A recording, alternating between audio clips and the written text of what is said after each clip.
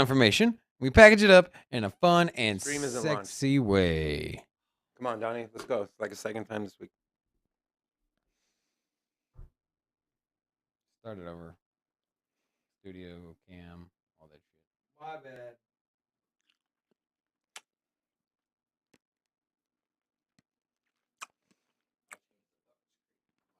Oh, I should talk to you yesterday.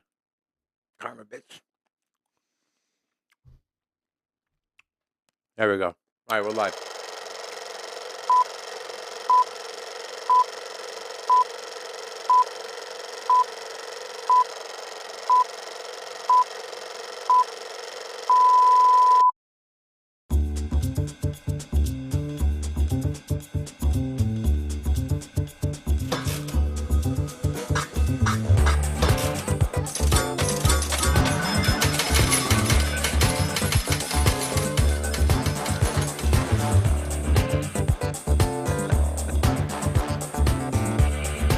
No, it's not. It's not. We got a big announcement. Donnie is fired. Sorry for that double intro, guys. What is going on, crypto fam? Welcome back. David here, one of your co-hosts. We're not financial advisors doing research. Let's meet our co-host, Big Rob. What's up? Hola! It's your boy, Big Rob, back in the house. Welcome to Sin City Crypto. It's your second time checking us out today. That's right. If your first time checking us out, we're an entertainment-focused cryptocurrency channel. We take the old, the boring, the stale information, and we package it up in a fun and sexy way. Hola. Now, quick shout-out to Global Media. They help broadcast us out to other channels than just YouTube. And then here, we don't just do live streams. What do? We also do the deep dives. Huh? This is the live stream, though. Check out the deep dives. You all right today? I'm feeling good, man. Well, not really, but anyways. Oh, have you liked the video yet? How many likes we got on the video? Where we at? 6 likes. 6 likes, 7 people. Who didn't like the video yet? That's what I want to know. Which one of y'all is it? Unacceptable. Well, anyways, if you could help us out, like the video, unless you don't like us, and then subscribe, because if you haven't subscribed yet, what the hell's wrong with you? And then here we appreciate the bell notification. So. Things are get some shout outs first. Yeah, quick shout out here in the chat. We want to give a shout out to HP, Russell, Stereo 2, and then we got Chef Garrett, Nick, and Angie all up in the house. Welcome back to the club. We always appreciate Ugly old Eddie. Is Eddie in here too? Ugly old Eddie. Man. We also have one of our really good friends in the studio with us. He's visiting us from Ohio. Wanted to come by, check out the studio. So we're happy to have him in studio. Dean, say hi. Dean's one of the most amazing people you'll ever meet. So new into crypto, loves our show. He's in Vegas. So we said, hey, come hang out with us in studio. And no, it's not Sammy, it's Dean. Okay. And tomorrow we got Stereo 2 in the house. Oh, yeah. Yeah, he's going to come by. We're going to be thinking coffee, right? Coffee? Yeah. Don't bring nothing too strong, because then this dude over here to my left is going to be jumping up and down the wall. Ah! Worse than what he already is. I can't even imagine. All right. So, woke up, yesterday I was watching the news. Obviously, you guys know what's going on in Ukraine and Russia. And just real quick, what's going on down there is so messed up. The poor people of Ukraine, they're launching bombs and missiles into the capital city and the cities around it. So we just want to, give a shout out to the people of Ukraine to stay strong. You guys are in our thoughts and our prayers and our minds. So kind of messed up what's going on there. And there are a few articles kind of covering what is going on down there currently as far as, financially and the banking. But just from a human standpoint, me especially having 3 kids, imagining waking up in the middle of the night to freaking bombs and sirens alarming people that they're at war. I mean, I can only imagine what those people are going through. So me personally, I know Robin and Donnie as well, like our hearts go out to the people of Ukraine. If you have family in Ukraine, or if you are from Ukraine or know people in Ukraine, give them our best wishes. And just, they're on our mind. So that's my 2 cents on that. Yeah, add anything, Robin? It's definitely scary times right now. And You know, there's nothing. War is ugly, straight up. There's no rebuttal to that. So nobody essentially wins in the long run. I mean, maybe your country gets a little bigger or something, but you know, essentially it's a lose for everybody. And unfortunately, this is where we're at. And obviously, this does intertwine with crypto and the world market. So it is something we're going to discuss today. But I just want to say that crypto is really not important compared to what's actually going on. But we're a cryptocurrency show, so we're going to talk about it. But I do want to say that, yeah, it sucks, man. You know, I don't know why I don't even know why this is going on. I know America has some stains in their history, you know, when it comes to conflicts. So, you know, I guess who are we to judge? But it's still scary and no bueno. But yeah, man, prayers, thoughts, and hopefully, you know, things turn around. And hopefully it doesn't end up being a full on, long, drawn out war with casualties. And hopefully, you know, there's some brightness at the end of the tunnel. I think there is. I think Yeah, I wish for the best, man. You know, and I was kind of, you know, a lot of people, especially when you look at the markets, you know, as an example, a lot of people were in disbelief that this was going to happen. Some people just kind of defaulted back to their fake news and CNN narrative here, and you know, U.S. typical policy, and that's kind of what a lot of people were doing, and it caught. And even though that was the mindset, people just didn't want to accept it for what it was. They didn't want to accept the fact that the troops were lining up on the border and that they're going to attack, and now the day's here, and that's why we've seen the market crash, and because the markets move in how people react, and if people don't think this is going to happen, they're not going to sell and move their assets or panic. But then when it comes to fruition, that's where you get these big drops. So it is a surprise to see the markets move, and the reason the surprise is here is because people were surprised that it actually is really happening. So you got to remember, you know, what's behind price movement of stocks and crypto? It's people, right? When you look at charts and you look at candles, candles represent people. And majority of people make decisions based on their emotions. And so when emotions are high, especially with what's going on, people want to protect themselves and their assets because of the uncertainty. So they start pulling their money and their investments out. Not saying it's a good strategy or a bad strategy or something I would do or wouldn't do. Just saying that the sentiment of traders in the market, that's kind of the feeling out there.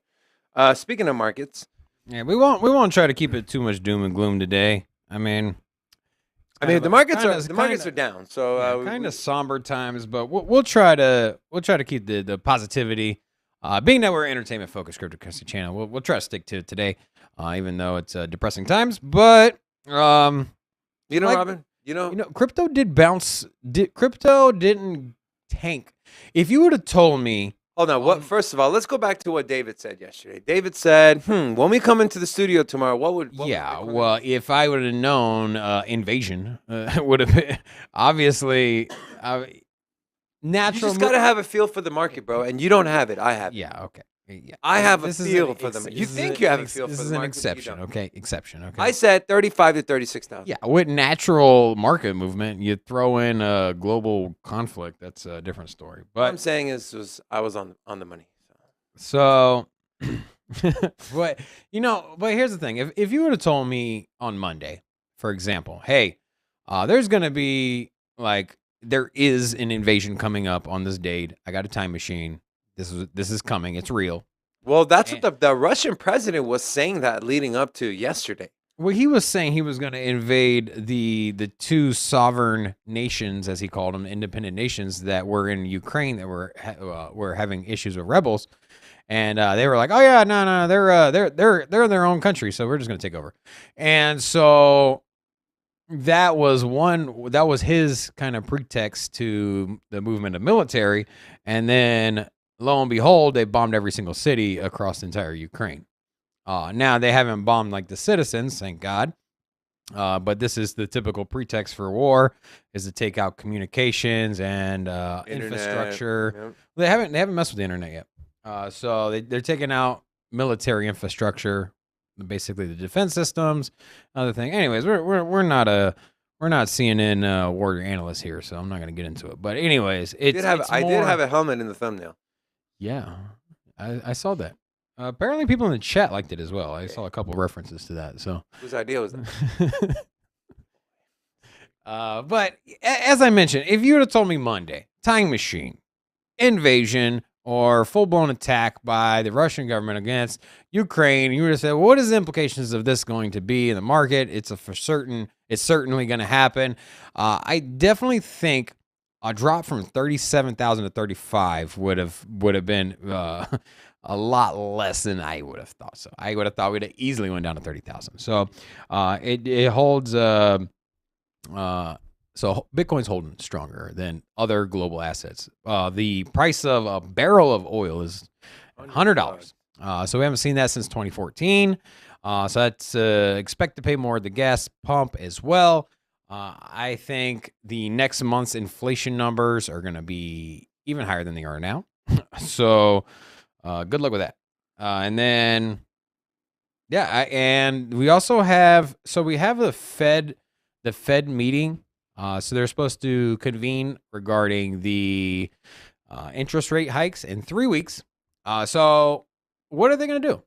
Are they going to stick to their plan? So they were thinking about 0.5% increase on the interest rates by the Feds. More than likely, it's going to be a little less than that. I'm thinking 0.25%. That's kind of the general consensus.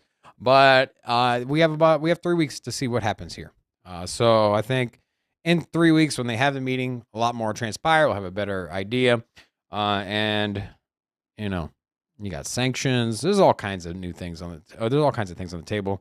We were supposed to get an executive order by Biden as well this week regarding cryptocurrency. So maybe that'll get pushed back as well. I would assume so. Yeah. But he is supposed to. Biden is supposed to talk about Russia sanctions. Did you say shank? You can go sanctions. Shawshank Redemption. Sanctions today. So at 10:30. So about 13 minutes ago, they were supposed to start. But if we get any news on that, we'll bring it to you guys. Let's just roll the hot take, because then we're gonna keep the roll the hot take. Good. It's hot. Fire, baby.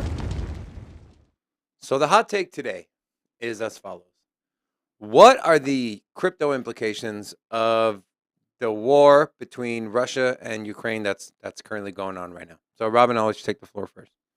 Okay, cool. So, looking at what is going to happen, we already have some sanctions against, the U.S. has sanctions against Russia. They basically sanctioned the 3 largest banks and a handful of whales over there as well, if that's what you want to call them. They call them oligarchs. But anyways, there's some very influential people that have a lot of power. They've been sanctioned. So it's 3 of the major banks. And that's where we were before this happened. So Biden is going to have, is he talking right now? So I'm just he is talking, and I'm kind of just reading this article here. Yeah, we'll keep you up to date with that. But the expectation is he's going to drop more sanctions. What does this have to do with crypto? So that's what the hot take is. Yeah. Is that so the current system on how you move money, or how you transact on a global scale from one country to the other, but predominantly has been used with, it's called the SWIFT system, which is run by the United States. It's transacted in dollars, and it lets countries trade. It lets countries send money. It allows banks to borrow money from governments, or governments borrow money from other governments. So that's basically like your bank account. There's talks of them just cutting them out of that. So you have one of the top 5 economies in the world about to get ousted from our monetary system for the most part. So if you could just stop and think for a second what that would mean for the global markets, that's crazy. So Russia is one of the leaders when it comes to energy. They are, I think, the leading country in production of natural gas. They are 10% of the global oil demand, like traditional crude oil, comes from Russia as well. They also are huge, if not the largest producer of precious metals. And as we know, with supply chain issues, precious metals are used in all kinds of different tech sides. That's what I just read. They're saying now Yeah. the chip shortage is going to get worse. Yeah, good luck with that. So yeah, all those little components, the platinum, the gold, and lithium, and all of these. You say platinum? Yeah, Palladium. palladium, Palladium. palladium, It's some platypus. it's a bipartisan mess right now. But it's yeah. So anyways, sanctions, no bueno. It's gonna hurt everybody. And that's really our only leverage we have against the conflict or war with Russia and Ukraine. Obviously, Biden's spoken. He's not going to send any troops. I don't think that's necessary, anyways, in my opinion. Well, Ukraine's not officially a NATO. That's in NATO. So if that's they kind of weren't, why it happened, but you're talking about putting troops on the ground.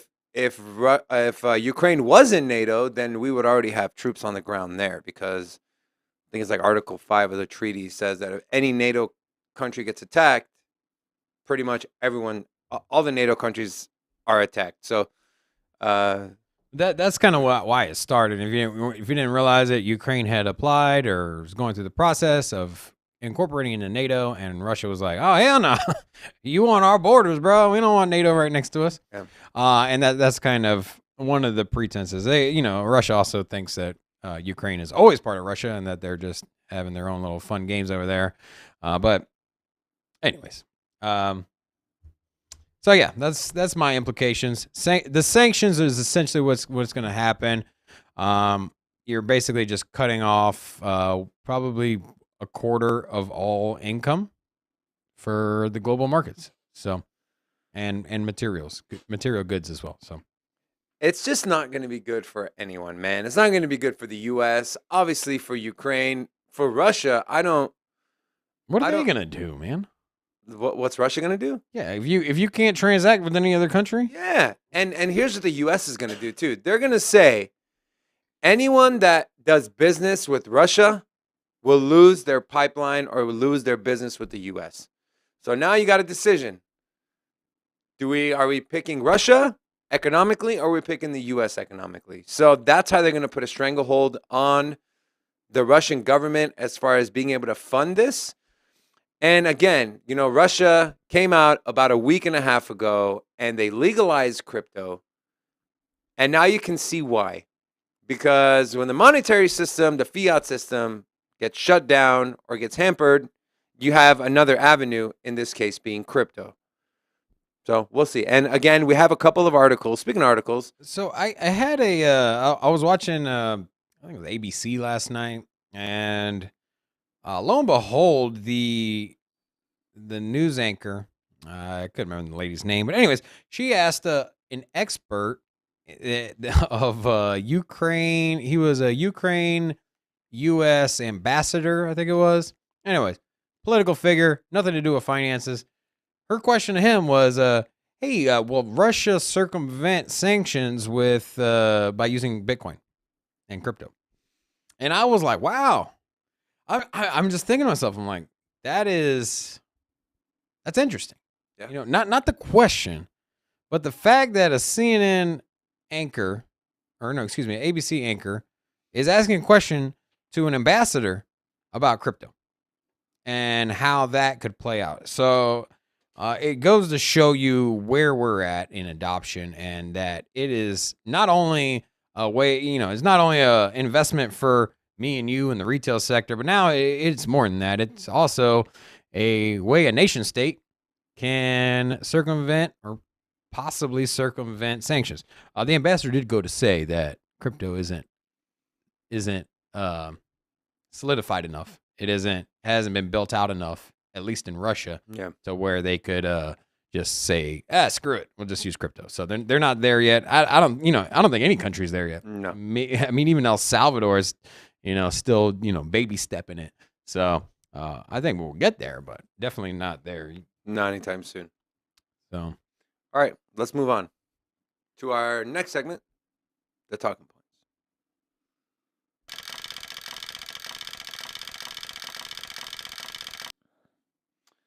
All right, so our first article here. Ukraine blocks issuance of digital money amid martial law. Ukraine's central bank has temporarily prohibited the issuance of new electronic money and the topping up of digital cash wallets. While it is not clear why the central bank curbed e-money issuance, it may likely be a prudent step to safeguard Ukraine's financial systems from any cyber attacks and prevent capital outflows amid the crisis. Notably, the order did not mention cryptocurrencies, which are classified as virtual assets under Ukrainian law. However, the reasons why the Ukrainian central bank has placed restrictions on e-money likely also apply to crypto assets. That's all I got highlighted on here. So this is just the beginning step of the ramifications of this war. Is people are going to lose some access to their funds to the internet because they're trying to safeguard the government and the country as a whole from cyber attacks in Russia. We know Russia, their thing is cyber attacks, right? They were behind the election hack thing going to like 5-6 years ago. They were behind the attack on that pipeline, like the cyber hack on the pipeline thing. So, I mean, do you think is this a smart idea, Robin? What do you think?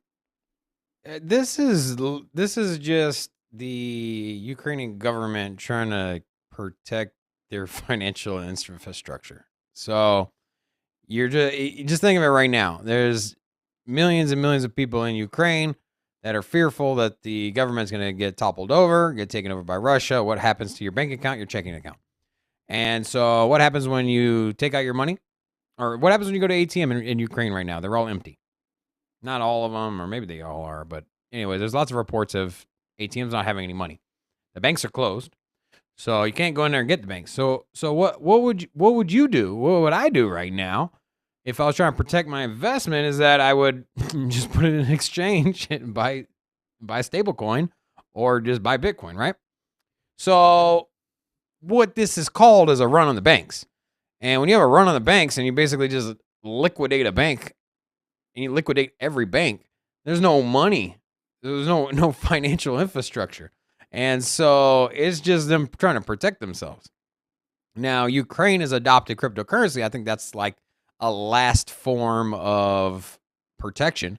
It's like a last case resort. Like, okay, if this whole damn thing collapses, at least we can use crypto. And I think that's why last week they passed the law making cryptocurrency, recognizing cryptocurrency as a form of monetary policy. They didn't go as far as saying it was like a legal tender, but they basically said, hey, you want to use crypto here in Ukraine, you can.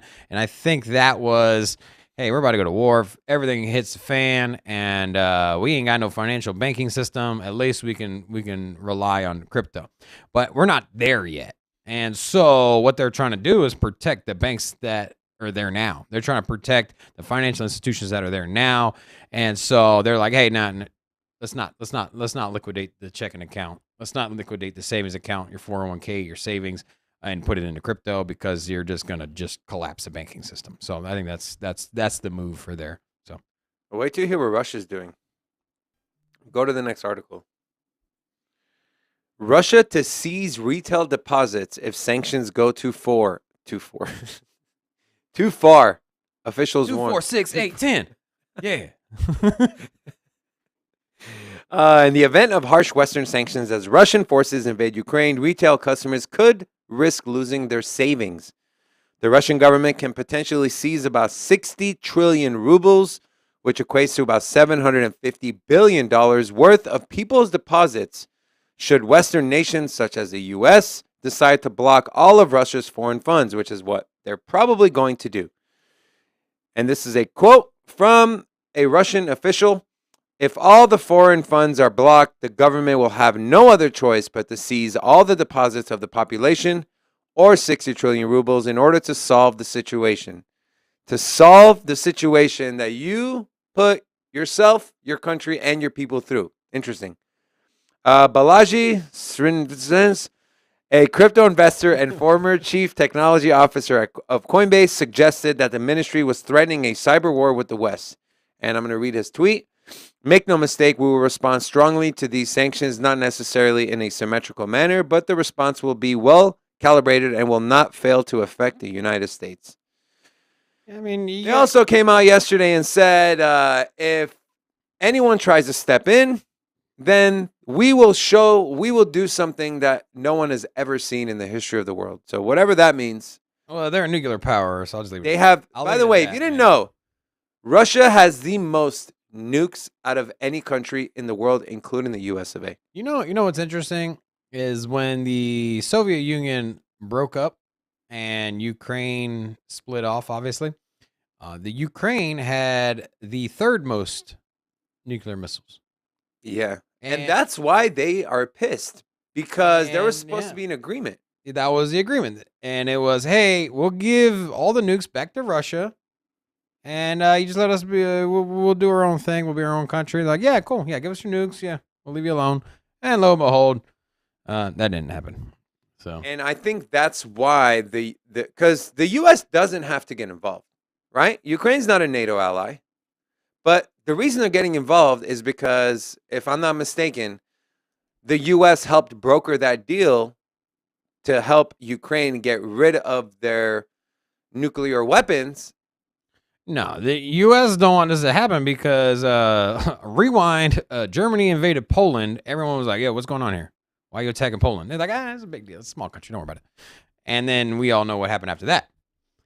So, it's eerily similar to big powers trying to increase the size of their country by invading neighboring countries. It has been the pretext and the first step for World War I and World War II. So, kind of scary. Just saying. What would you imagine? You're a resident in Russia, and all of a sudden, all the money you have in your savings is gone.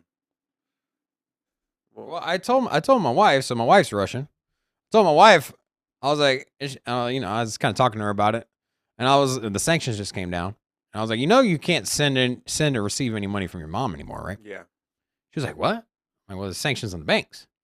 Banks aren't allowed to transact with America anymore, or the sanctions came from America and saying that the Russian banks aren't allowed to transact with America. So, anyways, yeah, that's gone.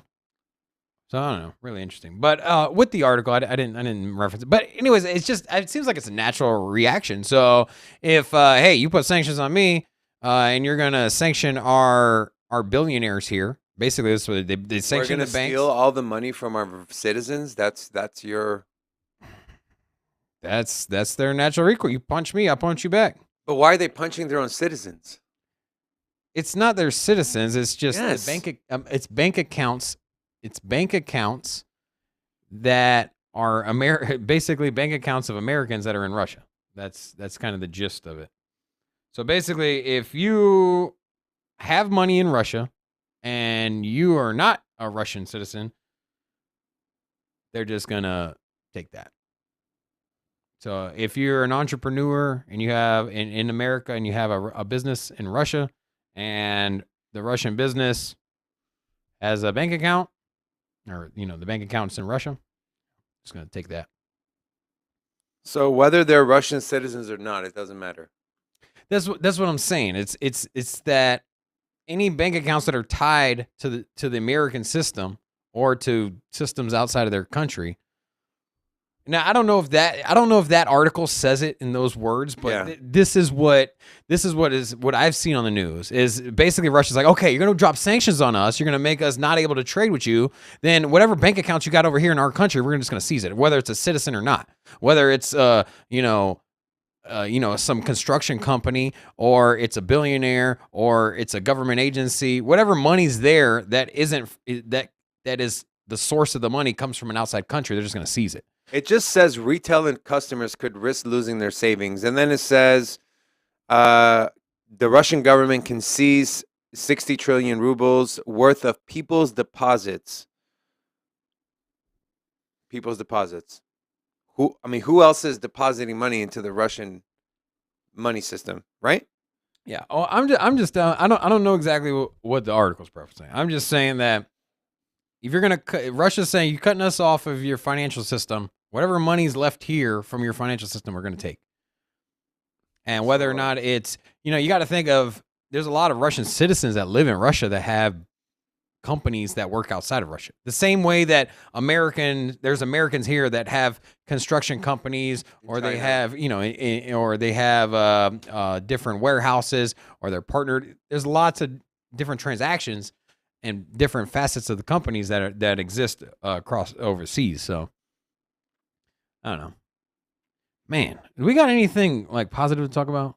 I feel this doom and gloom, man. Putin, man, messed up my mojo. That's positive. That's not positive. That's positive. That's not positive. Putin done messed up my. Putin is pooping on me, bro. Putin. All right, let's move on. Sean, what's up, man? Welcome back. Sean, what's going on, bro? All right, EU on track to ban Bitcoin. Just back to back to back. According to a report published by German cryptocurrency media outlet BTC Echo, the European Parliament, one of the legislative branches of the EU, has moved to ban Bitcoin and other proof-of-work cryptocurrencies, which would include Ethereum, which would include Cardano. Currently Ethereum. This means that Bitcoin could become illegal within the European Union starting from January 1st, 2025. So they have about 3 years to get their shit together, essentially, because this would be an absolute mistake for an entire continent to ban Bitcoin. Seems kind of odd. Businesses would be prohibited from offering any services associated with proof-of-work cryptocurrencies. Patrick Hansen, which is the head of growth and strategy at DeFi startup Unstoppable Finance, described the proposal as suicidal, predicting that it would kill the entire crypto industry in the European Union. And I just kind of want to read a tweet here. It's such a suicidal proposition. It is hard to digest. It would kill the entire European crypto industry. The one sector that fully aligns with the European values and where the EU could actually be competitive, which is very interesting. The one sector that fully aligns with the European values. What are European values? Robin, you are from a country in Europe. I was going to say perhaps some freshly baked bread and or some fine cheeses. Definitely speaks European to me. Are you talking about the core values? No, we're talking about baked bread, European core values, baked bread, fine cheeses, perhaps a terrine. Have you ever had terrine before? Every single day. Every single day. He's like a kid. And then they got really good butter. Best butter in the world comes from Europe. I'm telling you. They got the Irish butter. There is story time. Here we go. Parlez-vous français, huh? Because let me tell you. You also have all the fine wines in the world come from there as well. Big fan of the croissant. You know how hard he's running out of things to say. Okay, let me tell you. I can tell he's running out of things to say. Okay, I'm not a big fan of just lost 2 viewers. Not a big fan of the clothing, okay? I feel like the Europeans and their clothing, they're way behind, man. Can you imagine your first time at Sin City Crypto? You're like, oh, crypto. Robin's story time. I was in Portugal. I was buying fine cheese and wine. Like, what the hell did I just click into? Yeah, but you know how hard it is to make a croissant, man? Let me tell you. I didn't. Yeah. So. Okay. So here, can we get back to what we're saying? So let's talk about with the EU. Okay, with the values they have. It aligns with their values. They're basically saying they don't want proof of work. They don't want Bitcoin in its current state because it's extremely energy not efficient. Exactly. And so that's their rebuttal. Do I agree with it? You know what? There's more efficient ways of mining of validating a network. I agree. And you know what? Eventually, okay, here's the thing. Let's just say, for example, all the mining in the world, which right now estimated 0.5%. So 0.5% of the world's energy goes to mining renewable energy, right?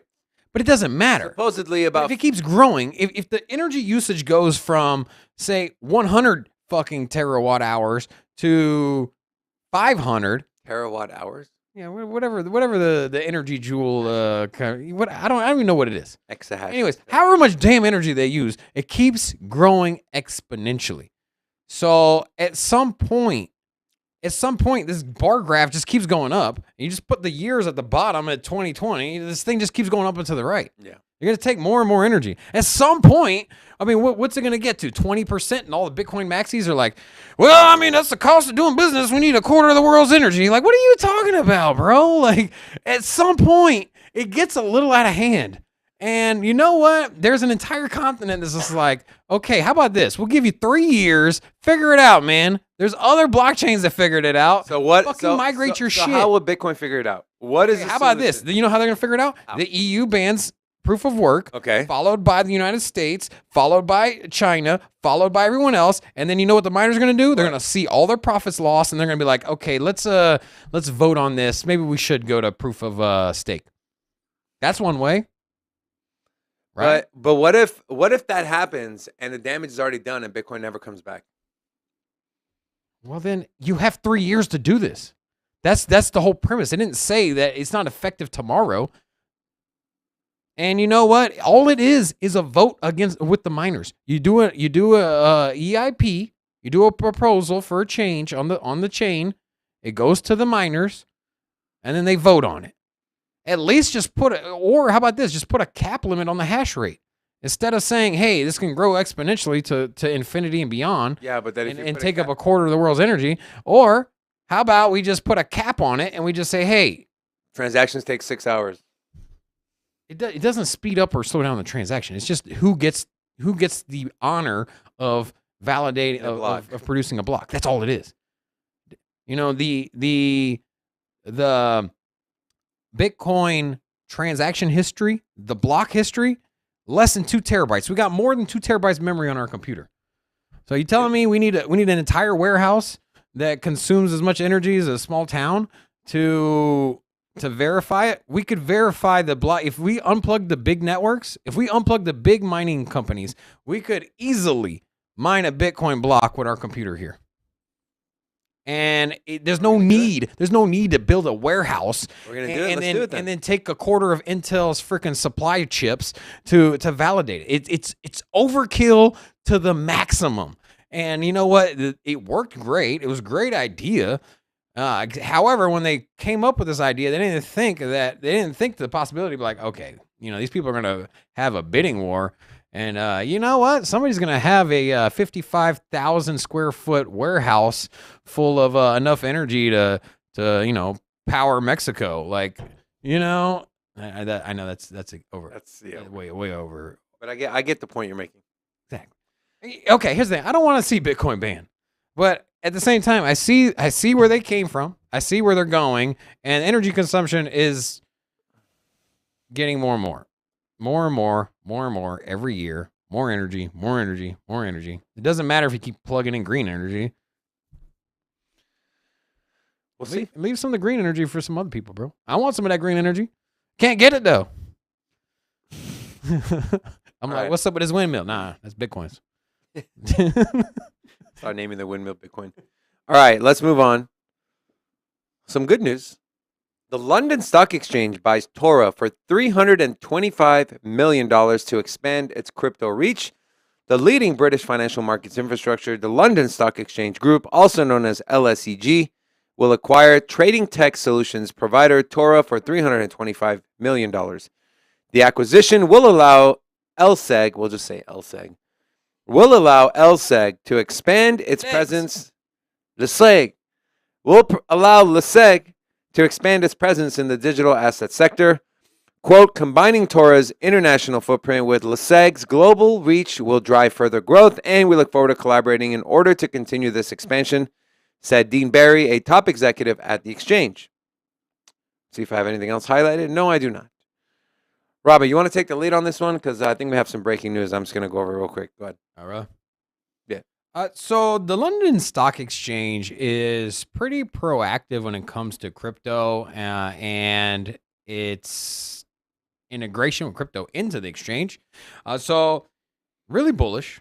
I like to see this transpire in the U.S. And now we do have some crypto companies. You got Grayscale, MicroStrategy, and about 4 different Bitcoin mining companies as well, all going public with the addition of Coinbase, obviously. So there is a lot of players in the New York Stock Exchange. However, the New York Stock Exchange, as far as the institution or that one itself, is not working with crypto. And we referenced it yesterday. I think there's a lot of emerging technologies that come out of blockchain that could be very beneficial to the stock exchange. And obviously, this isn't anything that's leaving. Crypto is here to stay. People are going to be using crypto whether you like it or not. And you know what? Wall Street and the New York Stock Exchange is fundamentally rooted in all of these different payment transactions. And they're fundamentally working with the banks. And so why not integrate crypto into the New York Stock Exchange? London's doing it. This is their second different company that they've partnered with or acquired to integrate into the stock exchange. So really bullish. I think if this news would have broken 4 years ago, everyone would have been running around like, "Oh my God, crypto's here, crypto's here, crypto's here." And the fact that this is almost a mute article, it's like an afterthought. Well, there's a lot of big things going on in the world, but now that's not that big a story. It just goes to show you, like, London Stock Exchange buys a crypto company. That's huge. Like, huge, man. Huge. Absolutely huge. So I love it. Did you find any breaking news? Yeah, not as detailed as I would have liked it, but still, go ahead and share the laptop, Donnie. So this came out a minute ago. Biden imposes additional sanctions on Russia. Putin chose this war. And then a couple things I highlighted real quick for everyone. Biden said, laying out a set of sanctions, including export controls that will, quote, impose severe costs on the Russian economy, both immediately and over time. Biden said the new sanctions also include 4 Russian banks and corrupt billionaires and their families who are close to the Kremlin. I was expecting a little more, but hey. Well, they don't want to use all their ammunition right now because of what I would like to see? Here's what I'd like to see. I would like to see the Keystone Pipeline open back up, get the oil from there.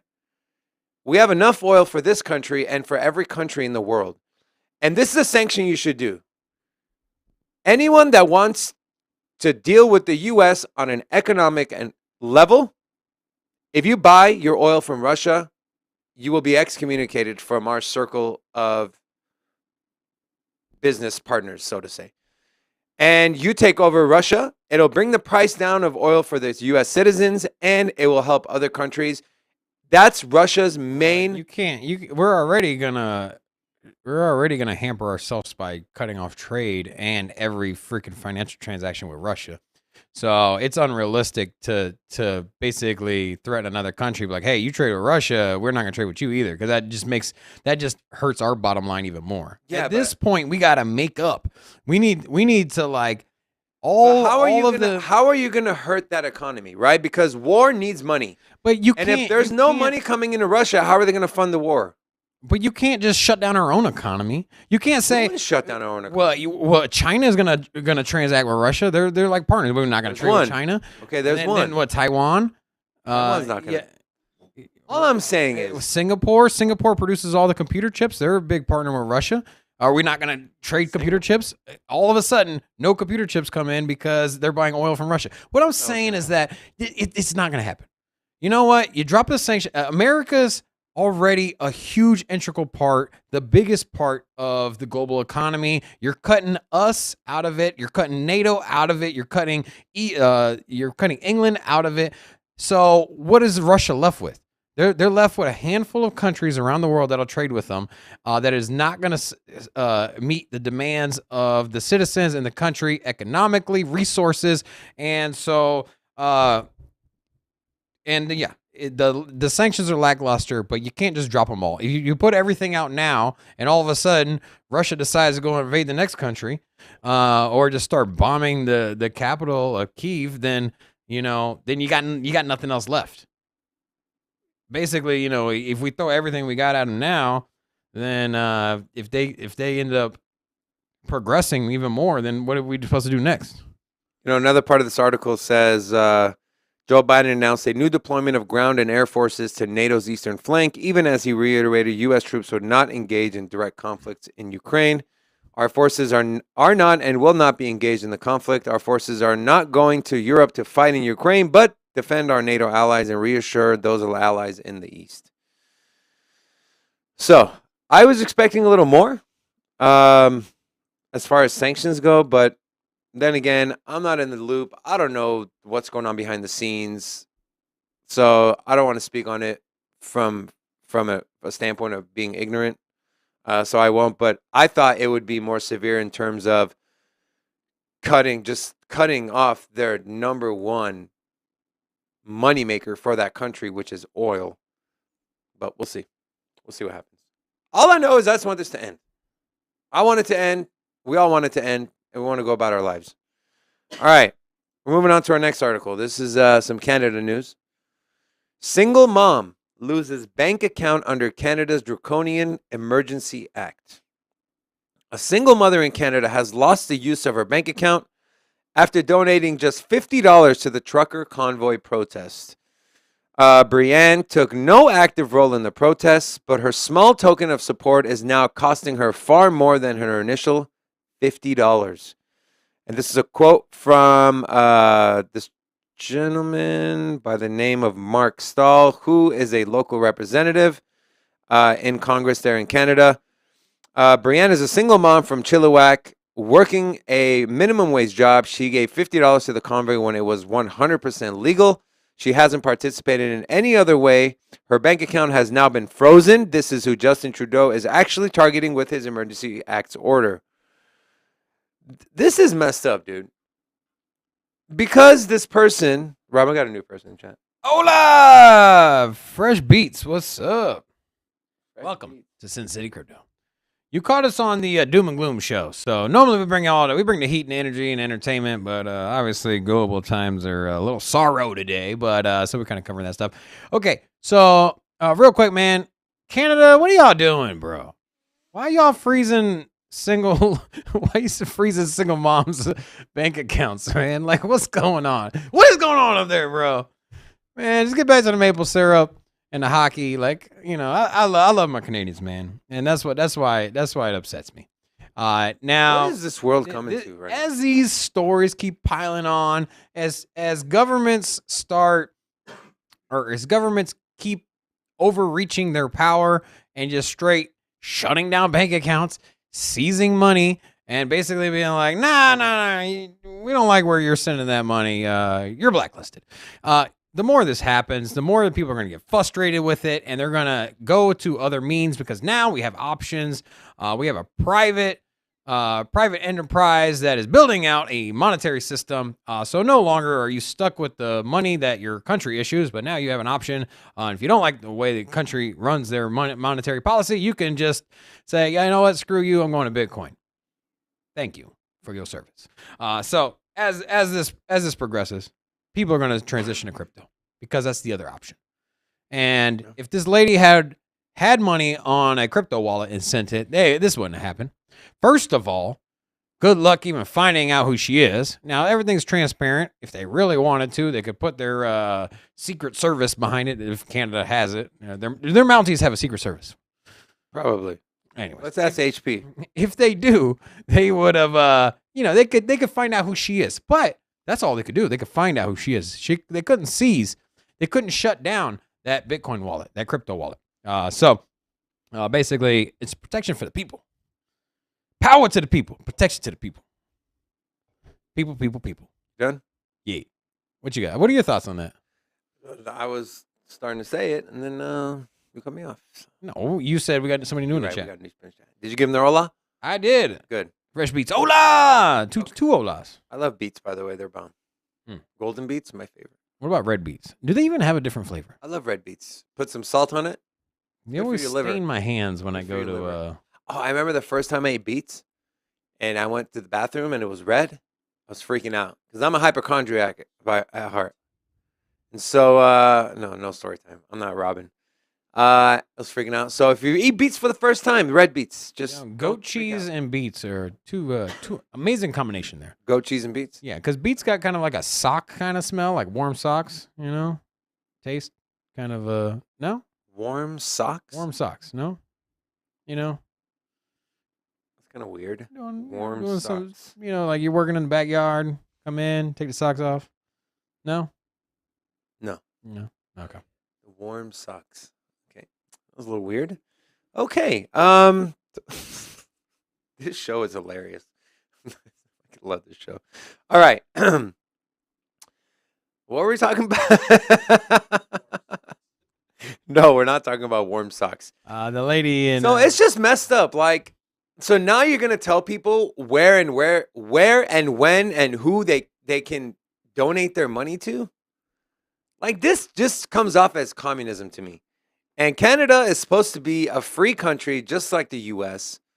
Well, not as free as the U.S., but as free as it gets. That's not the U.S. Like, what the hell is going on, man? What are you doing, Prime Minister? And I said this yesterday, and I'll say it again. Employers are people.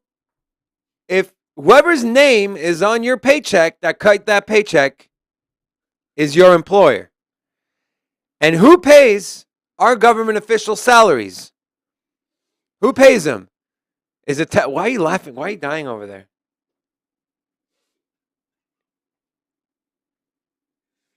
What? Let's go back to the show. Pull yourself together, man. Well, look at him. He's dying over there. What are you doing, bro? Yeah. So, all right. All I'm saying is remember who pays your paychecks. Donnie, shut your mouth. That's right. Taxes go to the politicians. Let's go. What No, else I'm you got? saying who pays your paychecks? The people. People that pay their taxes, money from those taxes that are paid by the people you're supposed to represent, that is your employer. So you're over here, you got to ask backwards, Canada. You're trying to tell your people what to do and which way to go. It's the other way around. You have your people talk to my people. We tell you what to do. We tell you what kind of law or regulation we want, not the other way around. And for you to come in and ban this lady's single mother, who's probably just trying to pay her bills and thought she was doing the right thing by donating money to the truckers, and now you freeze her bank account? You essentially take away her right to provide for her family. That's fucked up. Bullshit. Complete BS. BS. All right. Yeah. Got anything to add? Cosign. If you need Wow, to what a cosign. what a good co-host you are, Robin. I know. I'm trying to pull you back to the show. Yeah. You drifted. Yeah. You drifted hard. Donnie's just messing up today, big time, bro. We're going to have a talk. All right, let's move on. Brazil. The Senate committee approves crypto regulatory bill to promote growth. It's a pretty cool hand right there. The Brazilian Senate would soon be voting on a crypto bill, according to local media, after the Senate's Economic Affairs Committee approved the bill unanimously on the 22nd of February, 222222, which was also on a Tuesday. This would make Brazil the largest Latin American country to regulate the nascent asset class, even as nearby El Salvador has already made the top cryptocurrency Bitcoin legal tender. The bill would lay out rules of how the digital asset industry will operate while also defining virtual assets and classifying their service providers, including exchanges and brokers. It will also give the Brazilian federal government the power to decide which agency will be responsible for overseeing the crypto markets. I bet you it won't be their Securities and Exchange Commission. I'll tell you that right now. Senator Iraha Abreu, who originally introduced the bill in 2019, said, quote, "The intention of the project is to curb or restrict illegal practices such as money laundering, tax evasion, and many other crimes. There is a market that is licit, legal, which is the vast majority of this market, but there are exceptions." Now, here you have a government official who understands that, yes, can cryptocurrency be used to launder money? Yes. They understand that, but that's not the driving narrative. The driving narrative is there is way more good that outweighs the bad. And we are going to work on how to isolate the bad and expose and elevate the good. Do criminals use cell phones? Yes. Dude, Ban it's like- cell phones. it's Do like- criminals use computers? Yes. Ban computers. Do criminals use money? Yes. Ban the money. Like, get out of here, man. So tired of that narrative. You know, when someone gets in a DUI, okay, do you blame the car or the person driving the car? Robin? Well, it depends. When Seriously, they change seriously, their no, honestly, do you blame the car or the person driving the car? obviously The person driving the car. So if I am sick in the head enough to go and try to kill someone, if I don't have a gun or a knife or a car, guess what? I can go find a rock. I can go throw this couch. If you want to do something, you will find a way to do it. Why are you trying to kill people, No matter what. I'm just saying, like, Making me enough feel of uncomfortable over blaming, here. enough of blaming, passing blame from people to objects. Oh, there was a shooting. Let's ban guns. Well, was it the gun that killed him or was the person that was holding the gun that killed him? DUIs. Let's ban cars. Is it the person that made the decision to drive drunk at fault or the car who's being driven by someone? Like, same thing with crypto. It's a means, yes. Can people launder money with it? Yes. But people are laundering money every single day. The thing. It's without all transparent and traceable. So if that's your concern, it's actually a positive. If you're trying to capture illegal, illicit activity, and you're trying to follow and track illegal funds moving from one place to another, hey, there's no better way of tracking it than Bitcoin. It's all transparent. I send you money. If I send you Bitcoin, everybody can see it. For the history of time, I can pull up any transaction since 2010. Every single one of them, I could pull it up. It's super simple. And so it should be the opposite. If you're worried about money laundering, encourage Bitcoin, because now I can see where the money goes, and I can follow it. So I don't know. I feel like they're ass backwards, dude.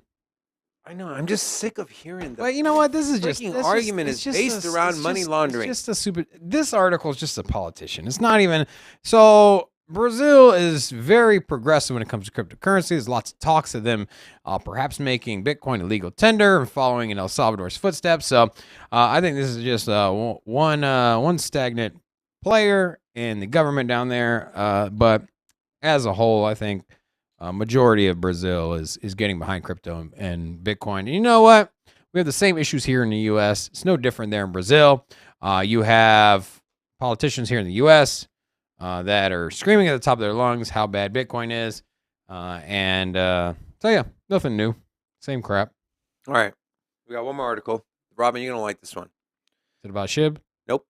Dogecoin founder speaks out against meme coins. We're not supposed to talk about Dogecoin, bro. Seemingly frustrated by the amount of, quote, meme coin spammers flooding his Twitter threads, Billy Marcus, the founder of Dogecoin, blasted the crypto shillers through a series of tweets.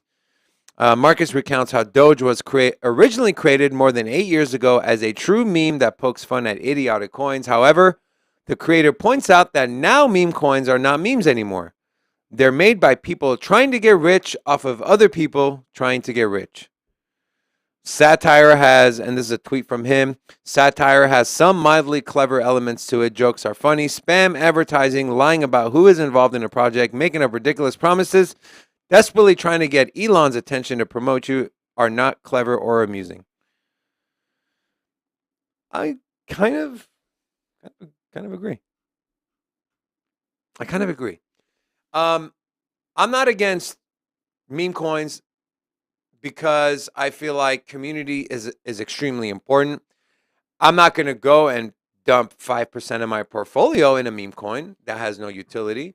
But if it's a project that I feel like the community is strong, it can grow, and I like the team, and they could possibly make something out of this meme coin, then I might throw a little bit of money at it. But for the most part, I don't. And I agree. You have all these people, just like the Squid Games token, right? When did that come out? At the height of the Squid Game mania. And it was a meme token. And just like Billy Marcus said, it's people trying to get rich off of other people who are trying to get rich. You got the founders of Squid Game token trying to get rich off of people who are trying to catch a 2,000-3,000%. Squid Games, they basically turned off the withdrawal feature on crypto. They weren't trying to get rich. They were trying to scam people. That's a difference. And At least by with the scamming traditional, people, they were trying to get rich. no, with this, yeah. But here's the thing: at least meme coins. We're none of at us. least Neither of us are wrong. Generally, meme coins. It's hey, we're gonna hype this thing up. Everybody's gonna buy in, and everyone gets rich. That's kind of the idea. But Squid Games, they just turned off the ability to withdraw. Like that's just screwed up. And then lo and behold, people are like, "Well, man, this thing's going up. It never goes down." Well, it's because you can't withdraw. That is the worst of all the scams. No, with the founder of Dogecoin, so he started Dogecoin to prove a point, and lo and behold, it grew into something that was bigger than himself. Now he started Dogecoin. He was like, "Look, man, people will just buy a project, whatever. Watch this. I'll make the meme coin everyone's sending in text. I'll make a token out of that." And so he made Dogecoin, and then he was kind of pissed off when it blew up. He was like, "Damn it! I was trying to prove a point, but now this has grown into something more than I intended."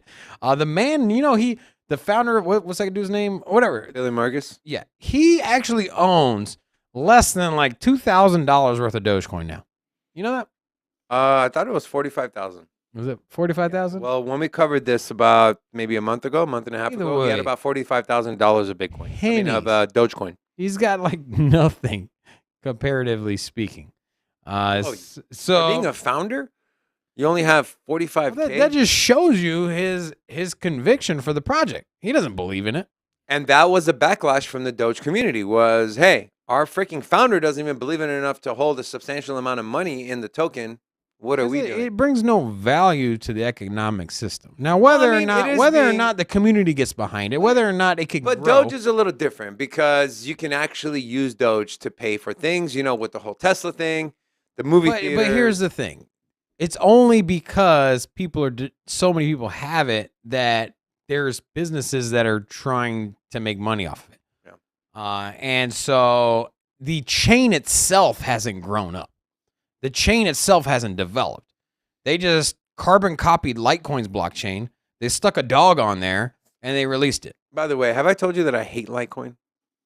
Well, then why do you love Dogecoin? I don't. Who said I love Dogecoin? You love meme coins. I don't. Did you not hear the very beginning of what I was saying? I said I don't well, love meme coins. I I'm not wasn't saying go listening. invest in them. I wasn't listening. I'm over here reading all this. No, you're not listening. These chats. Apparently, I a lot going on over there. Is that why you were dying over there, Donnie? From the chat? Oh, okay. Look, I'm the kind of guy where if I see someone laughing uncontrollably and I have no idea, I'll just start laughing. Because I'm like, it must be funny. No, you know what? You know what the funny thing is everyone's always laughing at David. He's just like, "Hey, what's up, guys? What y'all laughing about?" So that's the most self-centered person I've ever met. Well, you know what? It's because your boy be looking sweet. You know what I'm saying? How you doing? You know what? So since Dean is here, Dean, let me ask you a question. Put it on studio. Have a microphone. Put it on studio. It's okay. Microphone. I will proxy his answer. So Dean, let's say Sin City Crypto has a meeting with the mayor of Las Vegas to talk about bringing a city coin to Las Vegas. Who should be at that meeting? Should it be Robin or David? You know us both. You've known both of us. Who should it be? Robin or David should represent Sin City Crypto with the mayor of Las Vegas. Oh, don't do that to him. Come on, you got to pick. You have to pick. You have to pick. I promise you won't hurt any feelings. You got a coin? No coins. Flip? No coins. No coins. You got to pick. Wait a minute. So Think about our personalities. personalities and demeanor. All right. So if you're going to talk about olive oil, Robin. If you're going to talk about Europe has a lot of great olive oils. Just saying. If you're going to talk about important stuff, it's okay. What? just say it. Just say it, David. You gotta pick one. David Robin. You are. No, Okay. no, That's you gotta pick. That's a punk move, Dean. You gotta pick. We That's know right. he's That's going to right. say I'll pick David. Robin. He's going to say because I'll you're pick Robin. because you've lost brain cells. Who wants to have Robin represent our freaking company? Next thing you know, he's over here talking about avocado oil and how you can make corn fritters with it. You know I'm from the South. Don't bring corn fritters into this, Mr. bro. Klein, You are crossing a line. Robin, There is a line, and I'm not talking about the Dixie line. I'm talking about the what line? the southern Dixie line. I the thought- southern Dixie You know line. how he likes to make words up. Yeah. What's it called? What's the south line? Yeah. It's like the The Dixie line line, in the south. The The line in Dixie the line? sand. the intercontinental border. Yeah. Yeah, that's Interstate line. the All right. I-15. It's obvious. It's obvious. It should be me. So we'll see. All right. We are done with this segment of our show. That's the thing. You know, if you throw somebody a random ass question, You know, HP is right. You were great on Around the Blockchain, HP, but we're talking about sitting down with a government official. yeah. What happens if they ask you a question you're not prepared for? You're Like you're a what? very structured person. I am the most Like, prepared person. That's you what will I'm ever saying. meet. If they ask you a question and you're not prepared to answer, I can bullshit my way through anything. Yeah, so They ask me a question, but like, hey, yeah, but you'll bullshit the thought wrong, on the, you'll the- bullshit what do the you- wrong way. No, but I'm just saying, like, if somebody asks you guys, what's your thoughts on the gross domestic product of Panama and its correlation to the U.S. stock You'll market? say, well, you know about Panama. They bring some great oranges down here. Wait, hey, man, sometimes that's how you got it. That's how you got it. The content filler. I'd be like, well, let me tell you something about Panama. First of all, they got 10 fillers when you're meeting with They the got freaking gorgeous mayor of beaches out Vegas. they got gorgeous beaches out there, and the women. Let me tell you, the women of Panama. Hola! By the way, speaking of Ola, we are going to Miami in about a month and a half. Bitcoin conference, Miami Beach, South Beach 2022. Robin and I will be there. If you want to go or plan on going, Have we dropped it in the? We didn't drop it in the link. No. We need to. Okay, tomorrow's show we'll put it in the link. you. So that way, if any of our faithful fans, minus some of you, Thank you, HP. if you guys want to come down to, What'd you say? Some of you? if you want to visit us Majority. in Miami, come hang out at the Bitcoin conference. We're obviously all into Bitcoin. We're all into cryptocurrency. So if you want to come hang out with us, and if you want to go, Michael Saylor's going to be there. Nayib Bukele, president of El Freaking president of Salvador. El Salvador is going to be there. How We cool also is that? have Shark Tank's Mr. Wonderful. What's his name again? Kevin O'Leary. Kevin O'Leary. He's going to be there. Steve I was Aoki, surprised. all kinds of cool people. I was surprised to not see. I know you think that he's actually going to be there, but I was surprised to not see Jack Dorsey on the list. Okay, so think about it this way. People that were there last year that weren't speakers. You had Vitalik Buterin. You had Charles Hoskinson. You had what's the guy that does the podcast? Joe Rogan, No, the one that wears a suit. Howard Stern, Howard Stern has never wore a suit in his life, man. Bill Gates, Yeah. Michael Jordan. I don't know who. I can't remember. It's not a Q&A here. It was Oh. I forgot the name. I'm asking you. No idea. All right, anyways. Oh, the Lex Friedman. Yeah, he was Oh. there. And there's all kinds of celebrities. So there's gonna be tons of players there. Just because they're not on the list of speakers doesn't mean they're not gonna make an appearance. There's tons of Bitcoin maxis that are big influential players that we expect to see there. And also a lot of celebrities as well. And not to mention, it's Miami. It's a conference. I'm sure there's going to be a lot of people just popping up just to enjoy the party and the Yeah. atmosphere. So, All right. We are moving on to our market analysis segment. Before we get in there, if you guys have any projects you want us to look at, entry point, exit point, whatever the case may be, throw it in the chat. We're more than happy to look at it for you. With that being said, let's get right into it.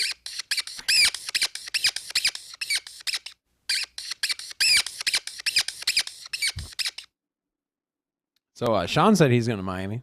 Sean, you going to go to Miami? Yeah, we'll make sure we link up, bro. Yeah, my dude. Hell yeah. Wait, where? Oh, right there. Yeah. Yeah, that's cool. Let's do it. I'm down. I'm trying to get HP to go down there too. All right. So what I want to talk about first is this Bitcoin chart. All right. So just a little background about me and kind of charts and trading in TA. I've been trading stocks and options for the last 6-7 years. I fell in love with Japanese candlestick charting, and every day I try to stay on top of it, try to reread what I've already learned. And what I'm seeing here, this right here, this specific candle is called a Dragonfly Doji. Okay? So two things are going to happen when today closes in about 4 hours and 18 minutes. This will either turn green and it'll go up, which will be positive. It'll stay just like it is now, which will make it a Dragonfly Doji, which is also very, very bullish. Or the body will get a little thicker and it'll turn into a hammer. A hammer in a downtrend is about 66% of the time a reversal signal. So we should see prices move up. Now, obviously, with the fluid Russian-Ukraine war and the fluidity of it, anything can change. New news can come out and it could go the opposite way. But looking at the candle and the technicals, it does look like we are getting ready for a move up. And again, this little zone I had drawn out here got tested and just proves that it is extremely strong support. We wicked all the way down at 34,300 and we bounced right back up. We're over 37,000 again. So when you see a long lower wick like this and the price closes towards the high, that typically means there is a lot of buying pressure, and the candle just turned green. So I think by the end of this trading period, we'll be closer to that 38,000 than we are to 35. So Well, when you pull up the charts, Bitcoin's sitting at 36,000, up from 34 earlier this morning. it's at 37 right now. 37.2. I just refreshed. 37,189. That's what Bitcoin price is currently. Did you refresh? Yeah, don't look at CMC. CMC is wrong. It says 36 right there. I'm saying don't look at CMC. CMC is wrong. Yeah, see? 36, yeah. 37. 36. And this right here is from Bitstamp. So this is from an actual exchange. So either way, 30. The price is moving. We're doing good. Did you fart? No. Oh, sounded like you farted.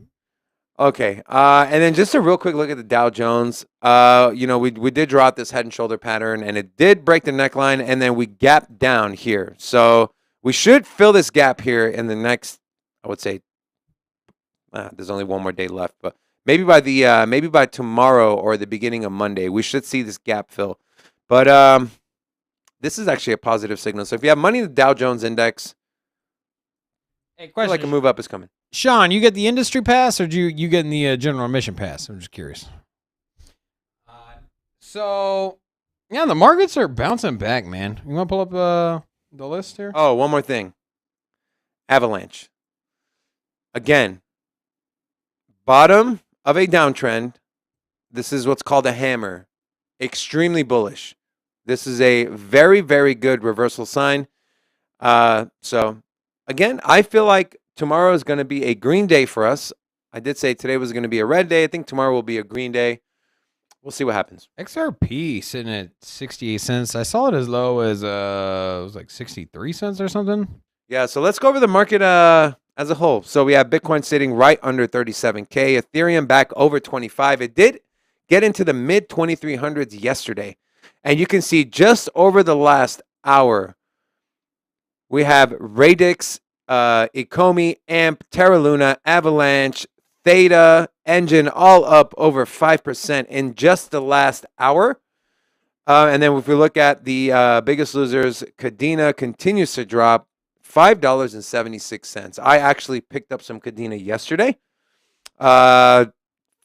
What was the ATH on this one? What was the all-time high on Kadena? $22, I think it was. $22. Let's see. All-time high, $27.64 in November. This is when right when Bitcoin hit 69K. So from here, you're looking at a 5x, 4.5, 5x on a project. I just think Solid.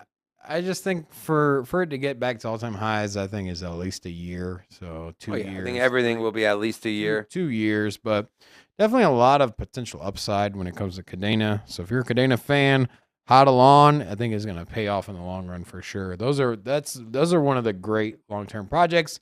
Came out during our bull run, big run up, pullback.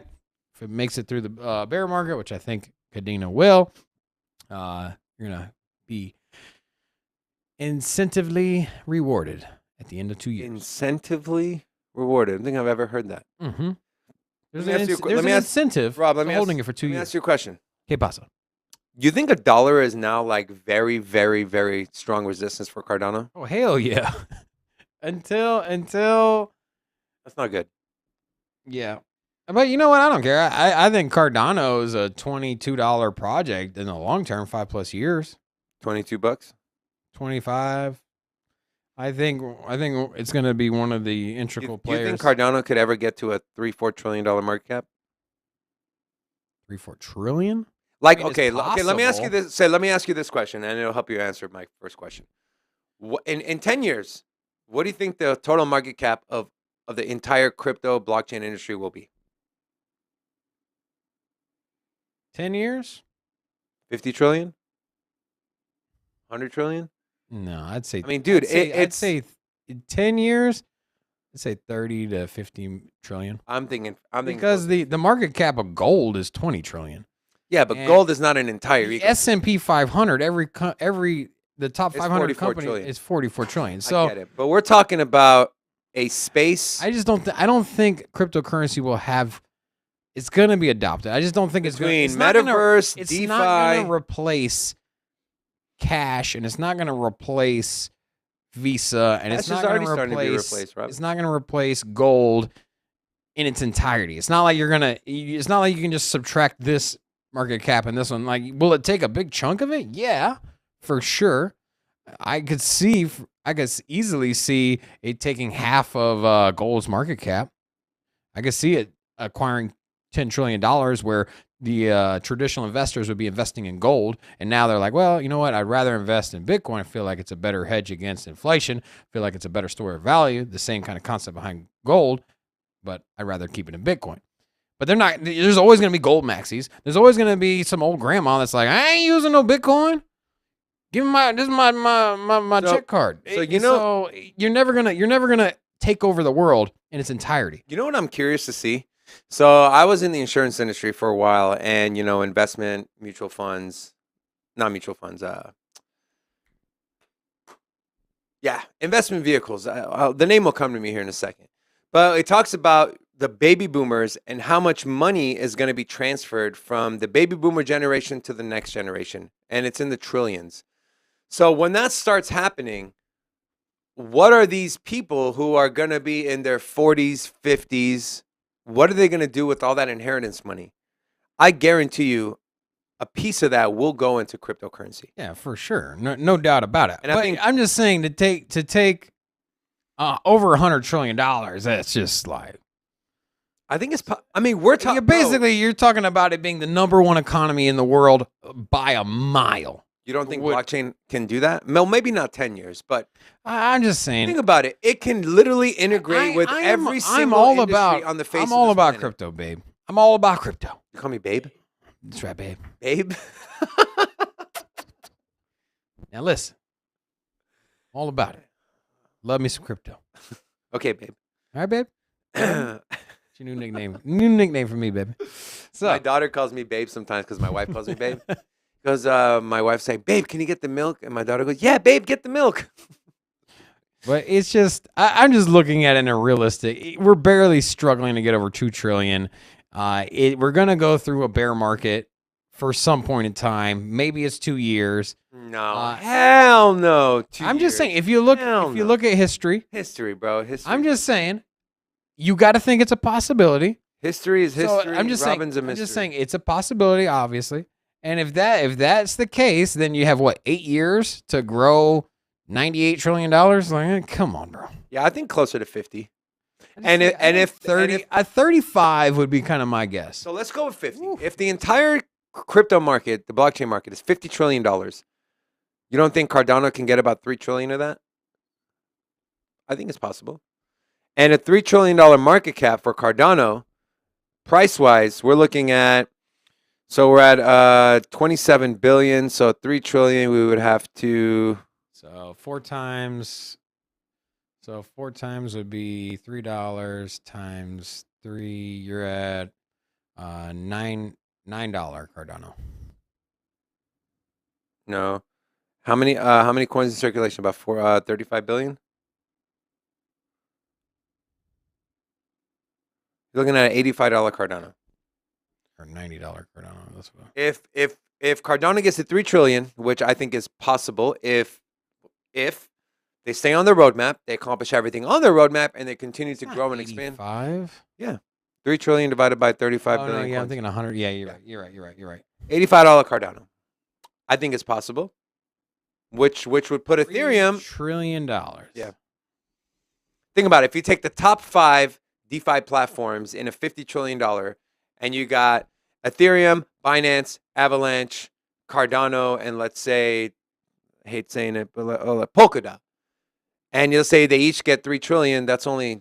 What's up, It's only DZ? 15 trillion. Welcome. Welcome back. DZ. Welcome back, player. Wait, did we decide on DZ or nuts? No, DZ, man. DZ. I told you. DZ. Yeah. So Dean, we have a new person in our crypto fam. Name is D's Nuts. So we like to D's Nuts. We try to give nicknames to all of our people. So we were deciding on either DZ or Nuts.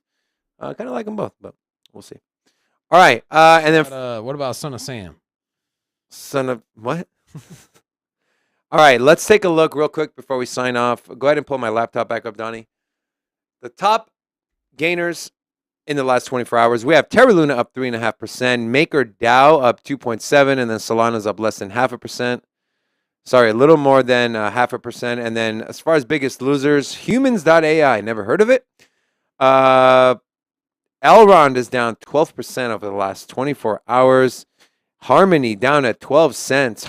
Robbie, you want to talk a little bit about Harmony before we sign off? I know you're a Harmony guy. Oh, man. Extremely bullish. Going into the bull market of 2021, so in late 2020, and even I think in January of 2021, you could have picked up Harmony at 1 penny. It hit all-time highs. I think it was 34 cents. So real quick 34x for you there. Pretty damn juicy, if you ask me. But the founder of Harmony is also one of the lead developers and original team members / founder of Google Maps. Yep. He's also worked for a handful of other big companies. So well-respected founder and team. Really great vision. They have a big NFT game, the DeFi Kingdoms. And that one is it's growing surprisingly. It's actually moving. That played that game?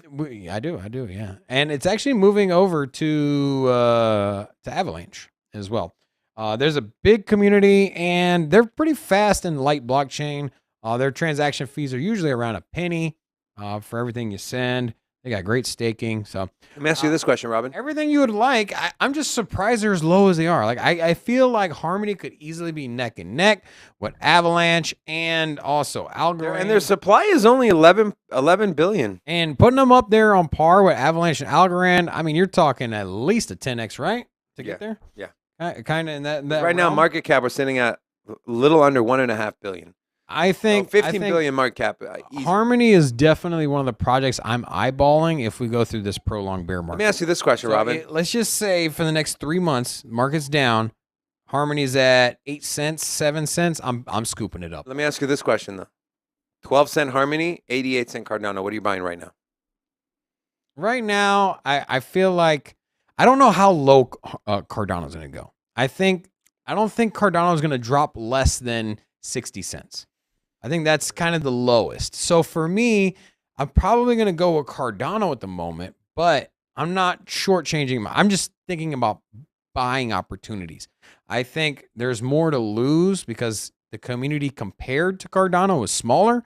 So I think Harmony is going to drop more than Cardano will at this point, as far as percentage wise. Yep. So I could, like I was saying, I think you could pick up Harmony at 7-8 cents. If this bear market continues, and compared to what, just another 20-cent drop in Cardano. Yeah. So that's where I'm at. All right. I think that's it. Anything else you want to add, Rob, before we sign off? No, man. Thoughts and prayers once again out to Ukraine. We just hope this thing irons itself out. Not the Iron Curtain, but irons it out like in a positive way. Hopefully, there's. Was that a Russia? Yes, that's very intelligent. But either way, hopefully there's a good resolution. Yeah. I'm sad. You know what, man? I'll just end it with I saw the pictures of the storm, the troops storming into Ukraine, the missiles, and the reporters looking scared, wearing like bomb suits and stuff, like holding a microphone, and I'm just like, man, this sucks. And it kind of made me depressed yesterday, man. And I'm glad to come in here and I can kind of like unplug a little bit. And please don't. God damn it.